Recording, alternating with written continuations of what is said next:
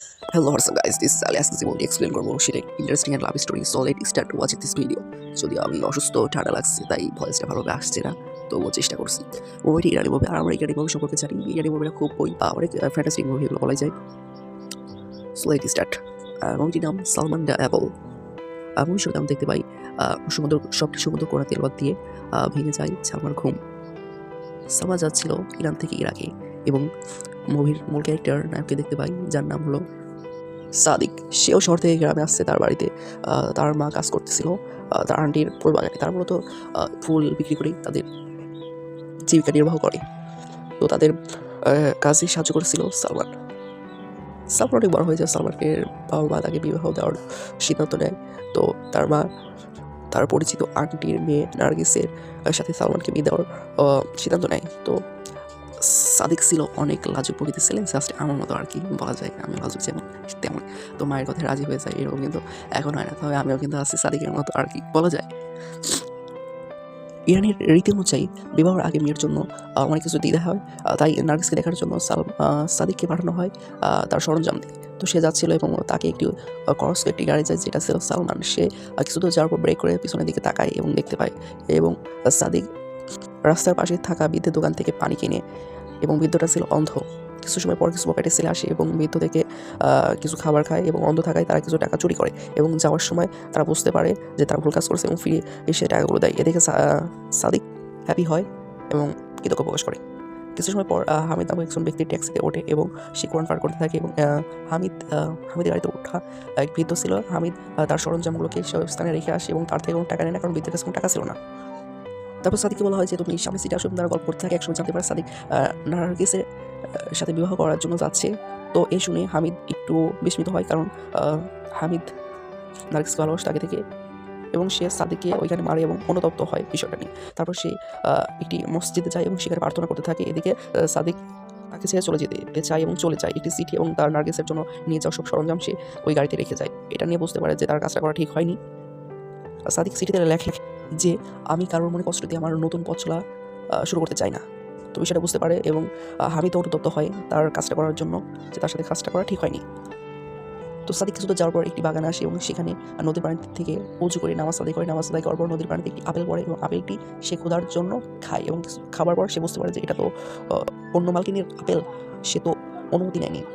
তো সে অনুতপ্ত হয় এবং সে অনুমতি নেওয়ার জন্য কিছুটা আগালে বাগানের ভিতরে একজনকে দেখতে পায় এবং তার থেকে অনুমতি চাইলে সে তাকে আর দেখে অবাক হয় যে এই সময় কেউ একজন একটি আপেল খাচ্ছে, তার জন্য অনুতপ্ত হচ্ছে। এ তো একজন স্বাভাবিক পার্সন না। তো সেই জন্য তাকে নিয়ে তার মহলে যায় এবং সেখানে যে সে বিভিন্ন ফলমূল দিলে তাকে খাইতে বলে, কিন্তু সে খায় না এবং সে ওই যেটা খাইছে তার জন্য অনুমতি চায়। কিন্তু সে বলে আমি তো অ্যাকচুয়ালি এটার মালিক না, মালিক অন্য জায়গায় আছে, তো তার থেকে অনুমতি নিতে হবে। সে সাদিকার ওইখানে এক বিন্দু পরিমাণ সময় থাকে না, সে ওইখান থেকে মালিকের উদ্দেশ্যে চলে যায়। বাগানের মালিকের কাছে গেলে জানতে পারে বাগানের মালিকের নাম জালাল। জালালের কাছে গেলে সে বলে যে আপেলটি খাওয়ার জন্য অনুমতি চাইলে জালাল অবাক হয় এবং তাকে খেতে দেয়। সাদিক আপেলটি তৃপ্তি সহকারে খায়। এখানে উল্লেখ মিস হয়েছে জালাল মালকিন না, জালাল ছিল একজন কেয়ারটেকার। তো সাদিকে তারপরে জালাল বলে আমি মোর মালিক না, আমি কেয়ারটেকার। তো তখন সাদিক একটু বিস্মিত হয়ে যায় এবং দুঃখ প্রকাশ করে যে আপনি কেন খাইতে দিচ্ছেন আমাকে, আপনি তো মোর মালিক না। তো তখন জালাল বলছে যে দেখো হওয়ার কিছু নেই, কিন্তু সাদিক তো ছিলেন ন্যায়বান, সেটা নিয়ে অনেক অনুতপ্ত হয়ে যায়। সে জালালকে উদ্দেশ্য করে বলে এই আপেলটি আমার জন্য হারাম, আমি পেটে এখন হারাম নিয়ে বয়ে বেড়াচ্ছি। তো তার এইরকম চমকপ্রদ দেখে সেও অনুতপ্ত হয় জালাল সাহেব। এটা বলতে বলতে সাদিক অসুস্থ হয়ে যায় এবং সাদিককে জালাল বাইকে করে নিয়ে যায় মূল মালিকের বাড়িতে। তো এই বাড়িটি ছিল মুভির শুরুতে থাকা সেই সালমার বাড়ি, যাকে আমরা মুভির শুরুতেই দেখছি। মূলত সালমার বাবা ছিলেন একজন জমিদার। সালমা মূলত শহরে থাকে এবং সে মাঝে মাঝে দেখাশোনার জন্য বাগানে দেখাশোনার জন্য তার বাবার বাসাতে আসে এবং তখন জালাল তাকে সালমাকে বলে যে এরকম বিষয়ে সাদিক এরকম কাজ করছে। তো সালমা অনেক অবাক হয়ে যায়।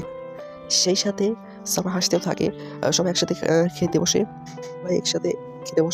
সালমার সামনে বসে সাদিক খেতে লজ্জাবোধ করছিল এবং খাওয়া শেষে জালালের সাথে সাদিক গল্প করে বেলকনিতে বসে।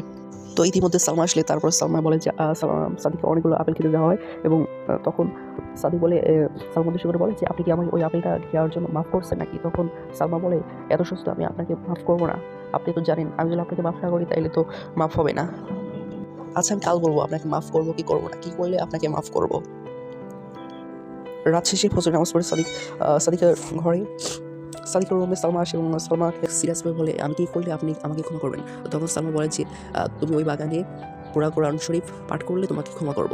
এই শুনে সাদিক অনেক খুশি হয় এবং তো সাদিক কোরআন তেলাওয়াত করলে সালমান তার কোরআন তেলাওয়াত শুনতে পায় এবং সালমা সাদিকের কোরআন তেলাওয়াত শুনে সাদিকের নিকটে সালমা আসে এবং এ থেকে আমরা বুঝতে পারি যে সালমা সাদিকেরকে পছন্দ করতে শুরু করে। রাত্রে খাবারের সময় সাদিকের সাথে সালমা কথা বলতে চাইলে সালমান জানতে পারে যে সাদিকের এখানে আসার কারণ। তো সালমা খবরটি শুনে অনেকটা মন খারাপ করে এবং সেখান থেকে চলে যায়। ইতিমধ্যে সাদিক তার কথা রাখতে পারে এবং সে সম্পূর্ণ কোরআন শরীফ শেষ করে এবং সে সালমাকে বলে যে আমি আপনার কথা রাখছি, আমি এখন যেতে পারি। তখন সালমা মন খারাপ করে বলে, হ্যাঁ আপনি আপনার কথা রাখছেন, আপনি এখান থেকে যেতে পারেন। সালমা মন খারাপ দেখে জালাল সাদিককে তাকে বলে এবং সাদিকও লাজ্জ প্রকৃত হয়। সাদিকও এখানে এসে তাদের প্রতি অনেকটা মায়া হয় এবং সেও সালমাকে পছন্দ করতে থাকে, কিন্তু সে লাজুক হয়, সে তাকে বলতে পারে না। সাদিক যেতে থাকে এবং সে তার পরিচিত ট্যাক্সিতে উঠে যেতে থাকে। যাতে করে সে হামিদের সাথে আবারও দেখা হয়। হামিদ তার প্রাপ্য অর্থাৎ সাদিকের সেই বাবা মার দেওয়া সেই সরঞ্জামগুলোকে ফিরিয়ে দেয় এবং সে বলে যে তুমি আমার জীবনে অনেক কিছু করছো, অনেক সাহায্য করছো, এই জন্য তোমার প্রতি শুকরিয়া করি। তারপরে পেছন থেকে দেখতে পাই যে সে জালাল বাইক নিয়ে তার কাছে আসছে। তো জালালকে উদ্দেশ্য করে, আপনি কেন আসছেন? সাদিককে বলে, তখন বলে যে তুমি চলে আসবে পরে সালমা তোমাকে খুঁজতে খুঁজতে কোথায়, ঠিক আছে আমরা তাকে খুঁজে পাচ্ছি না। এই শুনে সাদিকও অনেক বিব্রত হয় এবং সে তখনই আবার ওইখানে চলে যায়, যেখান থেকে শুরু হয় তাদের সম্পর্কে, ওইখানে আবার চলে যায় সাদিক। তারা ওইখানে যে তারা খুঁজতে থাকে সালমাকে এবং কোথাও পায় না। সাদিকও চিৎকার করে খুঁজতে থাকে, কোথাও পায় না।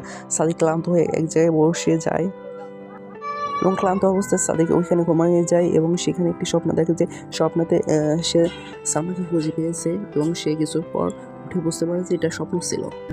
ইতিমধ্যে জালাল আসে এবং সাদিককে বলে যে সালমাকে খুঁজে পাওয়া গেছে এবং সালমার সাথে দেখা করে এবং সালমান এখন অনেকটা সাহস করে সাদিককে তার মনের কথা বলে। সাদিক উদ্দেশ্য করে সালমান বলতে থাকে, আমি একজন লেখক, আমি একটি বই লিখছি এবং আমার লেখা এই স্বপ্নে তুমিও আসো। যেটা আমরা ভবিষ্যতে দেখতে পাই, সালমান একটি স্বপ্ন দেখছি এবং সেই স্বপ্নে একটি ছেলে ছিল, যে ছেলেটি ছিল সাদিক।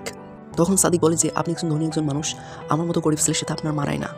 তখন সালমান সাদিককে বলে যে গতকাল আপনি কোরআন পড়ছিলেন, তখন আমি যখন কোরআন পড়ছিলেন তখন সূরা আল জুম্মার 37 নম্বর আয়াতটি আপনি বলুন।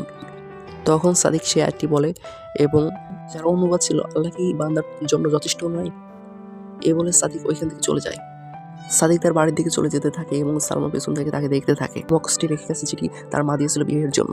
তখন আমরা বুঝতে পারি যে সাদিক সালমাকে বিয়ের প্রস্তাব হিসেবে বক্সটি রেখে গিয়েছে। এভাবে হ্যাপি এন্ডিংয়ের মাধ্যমে মুভিটি শেষ হয়। মুভিটি খুব ইন্টারেস্টিং ছিল। আর এক্সপ্লেনে আমি যেহেতু ফার্স্ট, তাই অনেক কিছু স্কিপ হয়, সো প্লিজ ফরগিভ মি। আর এই আর কি মুভিটির মডেল অফ দি স্টোরি এটা যে আজকে আমি আপনি অহরহ পাপ করে যাচ্ছি, যে পাপের জন্য আমরা ছোট্ট একটি পাপকে ছোট মনে করছি, কিন্তু এটা মাথায় রাখতে হবে যে কিয়ামতের দিন ছোট থেকে ছোট যেটা দেখা যায় না সেই পাপও আল্লাহ পরিমাপ করবে এবং সেই পরিমাণ পূর্ণতাকেও আল্লাহ দেখাবে। তো আমাদের উচিত ছোট ছোট পাপকে বর্জন করা। ছোট ছোট পাপ বর্জনের মাধ্যমে আমরা বড় পাপকে অ্যাভয়েড করতে পারবো।